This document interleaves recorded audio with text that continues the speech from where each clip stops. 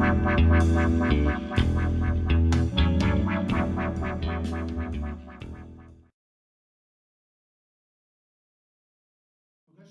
vais passer la parole à Edouard Kleinpeter. Alors, Guy m'a envoyé sa bio, puis j'étais impressionné par l'éclectisme de votre formation, puisque vous êtes ingénieur de recherche, donc responsable de médiation scientifique à l'Institut des sciences de la communication du CNRS. Vous êtes ingénieur physicien de formation, mais diplômé de l'école de journalisme et docteur en philosophie. Donc, oui, donc par rapport à ce qui vient d'être dit, effectivement, moi je vais commencer par vous présenter en fait un exemple. Donc à travers un exemple très précis qui instancie en fait la difficulté qu'il peut y avoir entre réparation, à définir entre réparation et augmentation, où évidemment la question de la norme est centrale, que vous avez dit par Xavier. Donc je suis désolé, mais je vais faire une conférence introductive qui part d'un point très précis et qui va commencer par brouiller les cartes. Voilà, donc j'espère que les intervenants suivants pourront débrouiller ce que je vais vous dire. Donc, j'ai intitulé cette conférence « Corps vêtu et corps perçu chez les agénésiques ». Donc là, effectivement, on va parler du corps, donc de la réparation ou de l'augmentation du corps par des dispositifs techniques, en l'occurrence des prothèses, alors, voilà, comme ça. Chez les personnes agénésiques. Alors, les agénésiques sont les personnes qui sont touchées par une maladie qu'on appelle l'agénésie, qui est donc agénèse, l'absence agénèse qui n'a pas été engendrée, donc l'absence de formation d'un organe ou d'un membre pendant la vie intra-utérine. Donc autrement dit, ce sont des enfants, des bébés qui naissent avec un organe ou un membre en moins. Et là, donc, par exemple, je vous ai mis une photo ici d'une statue de Alison Lapper. Je ne sais pas si vous connaissez cette dame, qui est une artiste britannique, une peintre. Elle peint avec sa bouche. Elle est née avec une phocomélie. Donc c'est la phocomélie, parce que c'est les mains au niveau des épaules. Donc l'absence de formation en fait du bras. Donc la phocomélie est une forme d'agénésie. Et la statue, notamment, a été reproduite en modèle géant au cours de la cérémonie d'ouverture des Jeux paralympiques de Londres en 2012, si vous avez pu la voir à la télévision. Puisqu'on a parlé tout à l'heure de l'ouverture de la Coupe du Monde de football. Enfin, je ne sais pas si vous avez vu effectivement l'exosquelette taper dans le ballon. Est-ce que vous l'avez vu? Parce que ça a duré 3 secondes à l'écran et il a fait. Je vous le fais. Il a fait ça. Sur la table, vous n'avez pas vu, mais il n'a quasiment pas bougé. Donc, bon, on pourrait s'interroger aussi sur le rôle publicitaire de ces choses-là. Mais bon, bref. Je reviens à la génésie. Cette statue-là est une statue faite par le sculpteur Mark Quinn, qui est exposée à Londres, au Trafalgar Square. Et voilà. Cette dame est une agénésique assez célèbre qui, par son travail et par son image, défend en fait la cause un petit peu des agénésiques. Alors, voilà. Donc nous avons, dans notre laboratoire, lancé un projet de recherche qui s'intitule « Agénésie des corps incomplets », qui est du type, ces projets de partenariat institutions citoyens pour la recherche et l'innovation, la PICRI, c'est un dispositif de la région Île-de-France, qui sert à financer des projets partenariaux entre des institutions de recherche et des membres de la société civile. Donc là, en l'occurrence, une association qui s'appelle l'ACDA, pour Association d'aide et de défense aux personnes concernées par les agénésies de membres. Et voilà. C'est un projet, donc là on parlait tout à l'heure aussi de pluridisciplinarité. Là on est vraiment dans la pluridisciplinarité large, puisqu'on associe à la fois des psychanalystes face à la psychanalyse, des sociologues, philosophes, et ça va à des gens qui font de l'imagerie fonctionnelle neuronale, et même des collègues prothésistes, donc roboticiens, qui travaillent à Paris 6. L'objet de ce projet est donc d'étudier de toutes les manières possibles la génésie, ses spécificités, les besoins de ces personnes-là en termes de reconnaissance sociale, d'appareillage, etc., etc.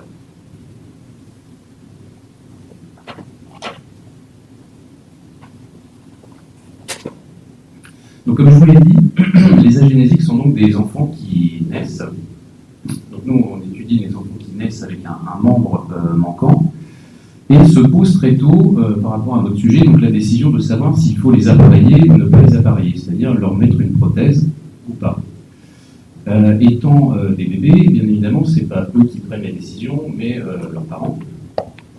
Et c'est une décision qui est, ce qu'on a pu observer, qui est assez lourde de conséquences. Ici, donc, vous reconnaissez peut-être Grégory Cuilleron, à gauche, qui est une des figures emblématiques pour la CDA, donc pour l'association avec laquelle nous travaillons, qui est un cuistot assez célèbre, il a fait des émissions de télévision.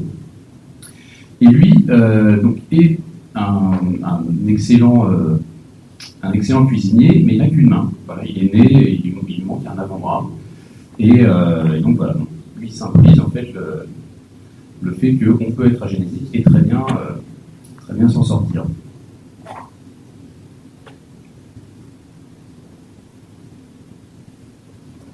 À droite, on a Aimée Meulens, on reparlera d'elle, qui est une athlète et mannequin américaine qui là est équipée avec des prothèses de jambes.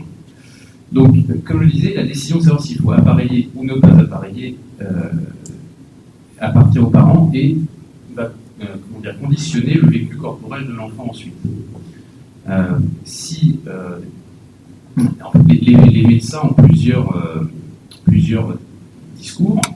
L'un consistant à dire il vaut mieux appareiller très jeune parce que comme ça l'enfant va très tôt s'habituer à se servir de sa prothèse et à partir de 10 ans, compte tenu de la plasticité cérébrale des enfants, il sera, voilà, pour lui sa prothèse sera quasiment comme sa main.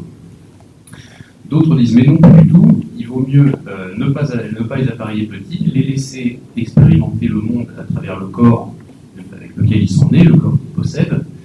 Et puis, ma foi, s'ils veulent une prothèse plus tard, il sera toujours temps de les appareiller quand ils seront en âge de choisir. Ce qu'on observe, nous, dans les faits, donc dans les personnes agénésiques qu'on a rencontrées et qu'on a pu interviewer, c'est que, en fait, la décision initiale va conditionner la suite. Si les parents décident d'appareiller leur enfant petit, il y a très peu de chances pour qu'une fois adulte, il décide de se débarrasser de sa prothèse. Et inversement, c'est-à-dire que les enfants agénésiques qui n'auront pas été appareillés, une fois adultes, il y a très peu de chances qu'ils décident de prendre une prothèse.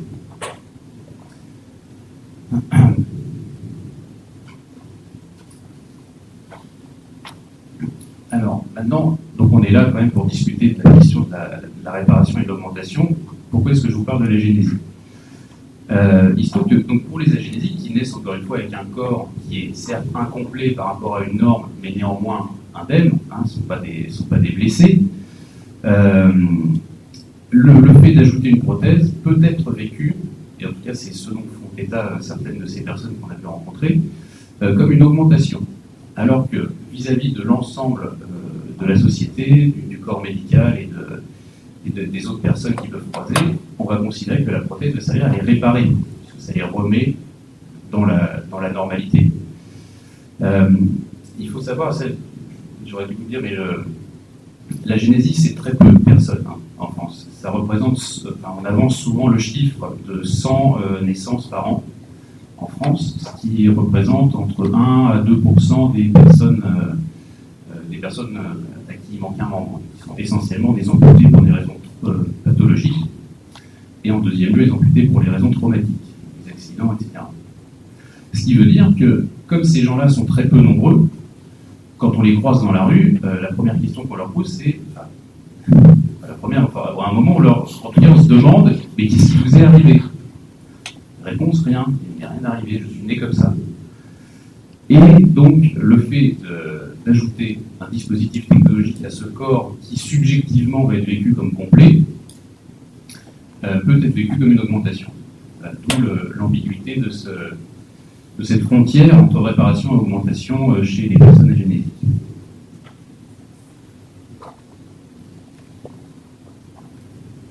Alors, il existe, comme vous le savez peut-être, il y a plusieurs façons de catégoriser les prothèses, mais il existe notamment une de ces typologies qui peut être de catégoriser les prothèses esthétiques d'un côté ou les prothèses fonctionnelles de l'autre. Alors, la question là, c'est de savoir finalement qu'est-ce qu'on répare. Qu'est-ce qu'on répare? Est-ce que c'est l'apparence de la personne? Donc là, on sait faire des prothèses qui sont, comme vous voyez sur l'image de gauche, très très proches de la réalité. On a même les poils sur les bras, enfin, voilà, pour ceux que ça intéresse. Ou est-ce qu'on essaye de réparer une fonction?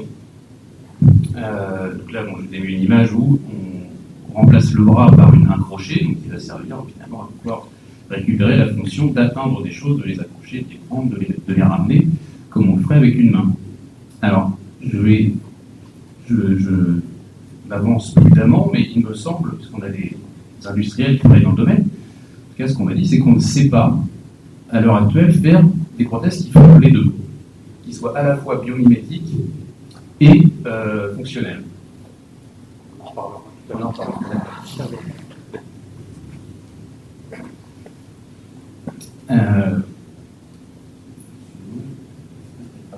Voilà.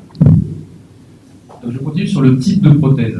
Donc quand on décide d'appareiller un enfant, finalement, qu'est-ce qu'on va lui mettre comme prothèse? La plupart des médecins, enfin, les protocoles, comme disent les médecins français à l'anglo-saxonne, hein, donc ça veut dire on va traiter, on a une malformation, on va traiter l'enfant de telle façon, etc. C'est peut-être un peu stéréotypé. On va commencer par mettre une prothèse esthétique aux enfants pour qu'ils s'habituent, bébé, à porter cette prothèse-là, et après on enchaînera donc sur des prothèses fonctionnelles. Mais il en existe là aussi plusieurs types. Donc de gauche à droite, et selon un ordre chronologique, on a d'abord les prothèses qui étaient dites de travail, donc qui sont oui, tout à gauche. En fait, là on voit donc c'est un monsieur qui tient un morceau de viande et qui coupe le morceau de viande. Donc ça c'est visiblement un boucher qu'on a équipé d'une prothèse qui à l'époque était en fait une prothèse de boucher, puisque c'était entre les deux guerres. Il y a eu tout un mouvement de réinsertion professionnelle des personnes amputées de guerre, qui a consisté à créer des prothèses adaptées à chaque métier. Et les prothèses étaient typologisées comme ça. On avait la prothèse du boucher, la prothèse du cantonnier, la prothèse du terrassier, etc., etc. Donc un peu plus tard, on a ici le deuxième type de prothèse, qui sont donc là des prothèses purement mécaniques, et dont le mécanisme d'ouverture ou de fermeture de la pince, qui remplit la fonction de la main, est assuré par la contraction d'autres muscles, mais avec une transmission mécanique, donc des câbles. Ça s'appelle body power en anglais. Donc plus avancé, la troisième ici, c'est la prothèse myoélectrique. Donc ça doit représenter la plupart des prothèses en fait, qui sont actuellement sur le marché. Et alors là, le principe consiste à récupérer les signaux électriques envoyés par les muscles. Donc là, sur la partie saine sur la partie encore existante du moignon. Et à partir de ces signaux électriques, donc en faire des signaux de contrôle pour l'ouverture, la fermeture, la rotation de la main, etc., etc. Et dernier type de prothèse à droite, donc celles-ci sont encore dans les laboratoires, si je ne dis pas de bêtises, hein, qui sont des prothèses neurales, où là il s'agit de connecter directement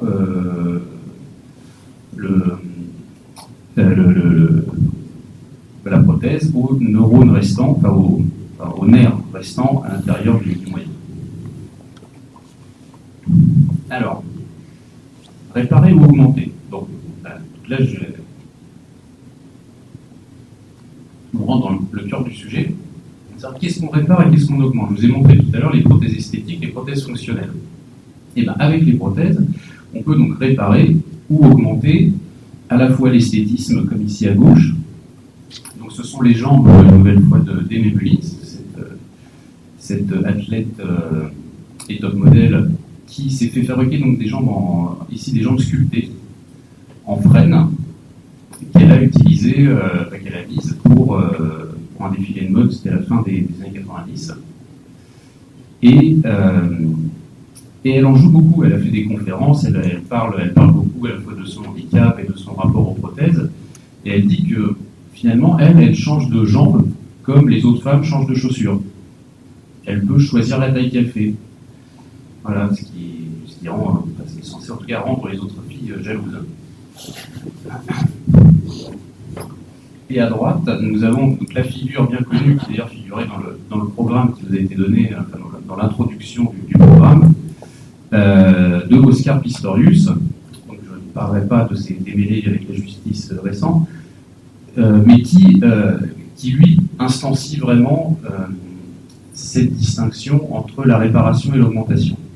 Alors pourquoi? D'abord parce qu'il se situe dans le champ du sport, donc un champ avec une normativité très forte, et qui, dans la compétition sportive, part du principe qu'il peut y avoir compétition à partir du moment où il y a égalité au départ. Voilà. Donc la question, comme vous le savez, Oscar Pistorius, athlète sud-africain qui court le 400 mètres avec des prothèses de carbone à la place des jambes, et qui avait des temps, des chronomètres qui étaient relativement proches de ceux des valides. Donc Pistorius a demandé, en 2008, je crois, pour la première fois, à participer aux Jeux Olympiques avec les valides. Et la première fois, ça lui a été refusé. On lui a dit non. On lui a dit non la première fois. Il a fait appel auprès du tribunal arbitral du sport en 2010 et il a eu gain de cause. Donc finalement, il a pu, comme vous le savez, courir en 2012 aux Jeux Olympiques de Londres, le 400 mètres, où il a perdu en demi-finale. Et ce qui est intéressant, c'est que la question était de savoir, donc au moment où le tribunal arbitral du sport a dû rendre sa décision, c'est est-ce que les prothèses de Pistorius lui procurent un avantage ou pas? Est-ce que ça lui permet de courir plus vite? Et la réponse a été que non. Mais ils sont bien gardés de créer une jurisprudence. Ils ont dit voilà, on dit non dans le cas de Pistorius, on le laisse courir, mais le prochain cas qui arrive, on devra l'analyser de la même façon, c'est-à-dire vraiment au cas par cas. On a souvent lu que Pistorius était le premier athlète handicapé à courir avec les valides aux Jeux Olympiques. C'est faux. Le premier date des années 1910, quelque chose comme ça. En revanche, c'est le premier à utiliser de façon aussi centrale un outil technologique pour produire sa performance. Et c'est ça qui pose problème, bien évidemment.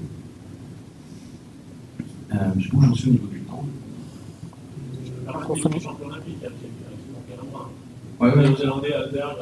Oui, c'est ce que je dis, c'est loin d'être le premier. On l'a lu quelques fois. Il reste une dizaine de minutes sur quelques questions. Très bien.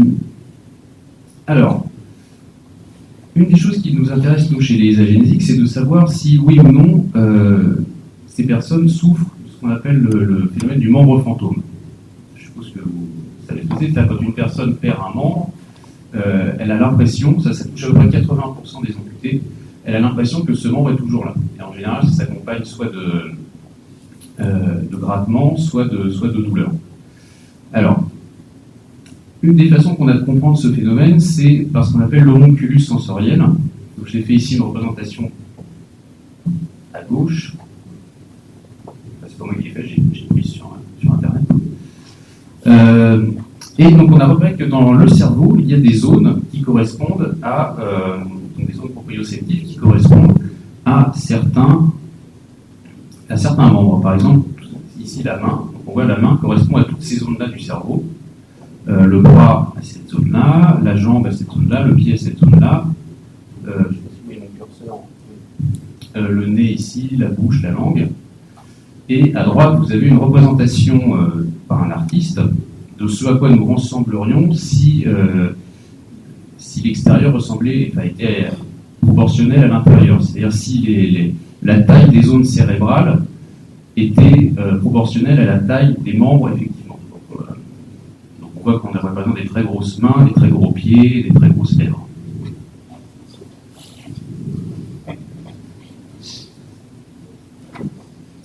Alors, lorsqu'on perd un membre, lorsqu'il y a une amputation, le cerveau, les zones correspondantes les zones proprioceptives correspondantes aux membres amputés, elles sont toujours là, bien sûr. Et donc, c'est ce qui explique en partie la présence de ce membre fantôme ici, donc sur le dessin de droite, pardon. On voit que si on enlève la main, donc les zones sont toujours là, elles vont être progressivement en fait envahie par les zones adjacentes. Typiquement, donc ici, si on enlève la main, la zone correspondant à l'épaule et au front voilà, vont se déplacer, et on a des gens après qui ont des sensations projetées. Quelqu'un qui a perdu un bras, par exemple, on va lui toucher la joue, et il va avoir l'impression qu'on lui touche le pouce donc, de son bras qu'il a perdu. Alors, la question pour nous, évidemment, est de savoir est-ce que chez les agénésiques, il existe ou pas ce phénomène de membre fantôme.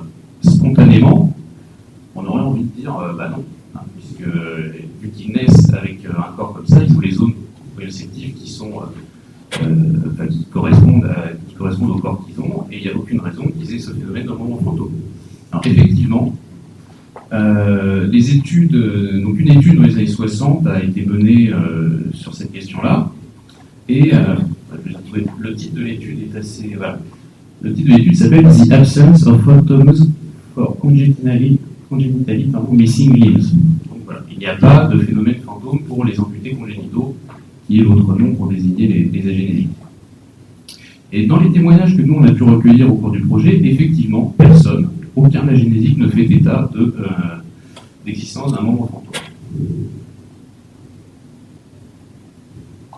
Néanmoins, des études plus récentes, en 1997, Melzac et associés, ont montré que 20%, donc ça c'est une étude qui a été faite par questionnaire et par entretien, 20% des amputés congénitaux, c'est-à-dire les gens qui sont nés sans membres, et 50% des enfants qui ont été amputés avant 6 ans, font état d'un phénomène qui est analogue au phénomène du membre fantôme. Donc question, d'où peut venir cette sensation? Après, il n'y a que 2 solutions possibles. Soit on se dit le cerveau est pré-câblé d'une certaine façon à la naissance avec l'image correspondant à un corps complet, le schéma corporel d'un corps complet. Soit, et ça c'est en fait on essaye d'analyser ces différentes alternatives dans le cadre du projet, soit c'est l'enfant au cours de sa croissance se rend bien compte qu'autour de lui, ses camarades, ses frères et sœurs, etc. ont 2 pieds alors que lui il n'en a qu'un, ont 2 mains alors que lui il n'en a qu'une. Bon. Et donc il se construit une représentation de son propre corps comme déficitaire. Et c'est ce qui engendrerait donc ce phénomène de membre fantôme, que pour le coup on n'appellerait plus un membre fantôme, mais que certains psychanalystes appellent le membre spectral. Voilà, donc une partie du travail qu'on mène dans le cadre du projet consiste à trancher entre ces 2 alternatives.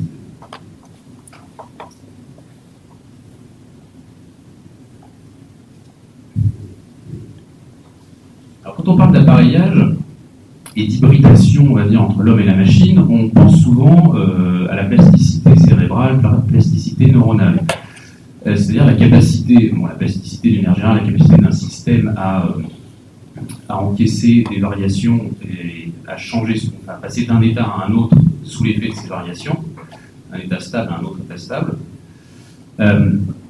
Alors qu'est-ce qui se passe d'un point de vue psychologique?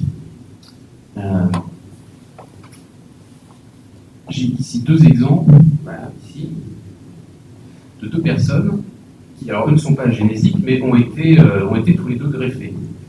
Et comment se reconfigure en fait l'identité personnelle à partir du moment où on ajoute, donc là, en l'occurrence, Denis Châtelier et Isabelle Dinoir, qui ont été respectivement, donc, Denis Châtelier, premier greffé des 2 mains, et Isabelle Dinoir, première greffée intégrale du visage. Comment est-ce qu'on vit soit avec les mains, soit avec le visage d'un autre? Et comment est-ce que l'identité corporelle, l'identité personnelle est plastique? Eh bien, c'est pas évident. Denis Châtelier intitule son livre « Je vis avec les mains d'un autre ». Isabelle Dinoir, elle, fait état du fait que pendant plusieurs mois, elle n'arrive même pas à se reconnaître dans la glace. Et qu'en fait, elle a l'impression que plusieurs visages, plusieurs personnalités cohabitent entre elles. D'une part, le souvenir de son identité corporelle passée, c'est-à-dire avant son accident. Donc qui est encore visible par les photos, dans les mémoires, etc. D'autre part, le visage qu'elle a eu juste après son accident, qui est resté ancré en elle. Et troisièmement, son nouveau visage, après la greffe, et voilà, donc comme elle est aujourd'hui.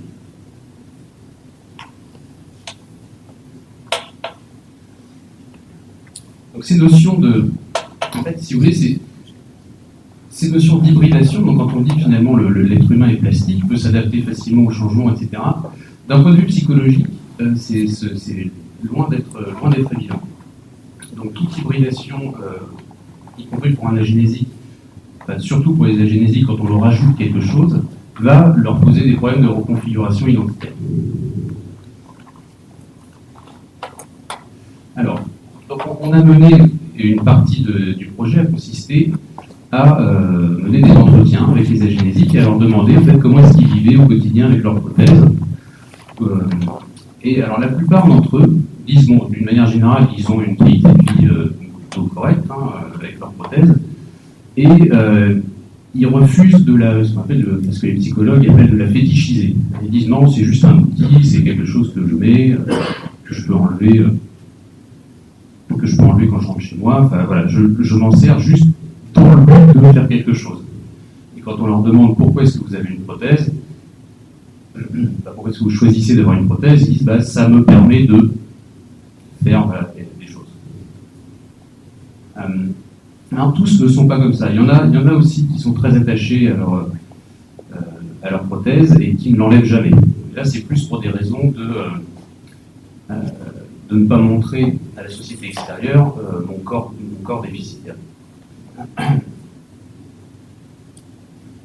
Ils investissent également leur prothèse d'une forme de réparation symbolique, alors à la fois vis-à-vis du corps qu'ils projettent vers les autres, mais également dans le rapport qu'ils entretiennent avec leurs parents.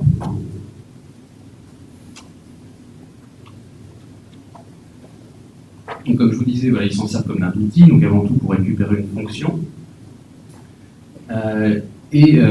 Donc on a observé également, donc ça c'est relativement évident, une différence très importante entre le membre supérieur et le membre inférieur. Évidemment, on peut enlever une prothèse de bras, enlever une prothèse de jambe ou de pied, c'est beaucoup plus difficile. Et comme les médecins le disent, les médecins qui se spécialisent dans la génésie, dans les questions d'appareillage ou non des enfants jeunes, le membre inférieur, l'idée c'est de récupérer la marche. Certains, j'ai même entendu le discours, les médecins disent finalement, appareiller un enfant d'un membre supérieur, c'est presque une dimension philosophique, parce qu'on peut vivre avec un seul bras, avec une seule main, on peut avoir une qualité de vie tout à fait correcte. Maintenant, ne pas marcher, là on est vraiment dans la récupération fonctionnelle presque obligatoire. Et enfin, je conclurai là-dessus.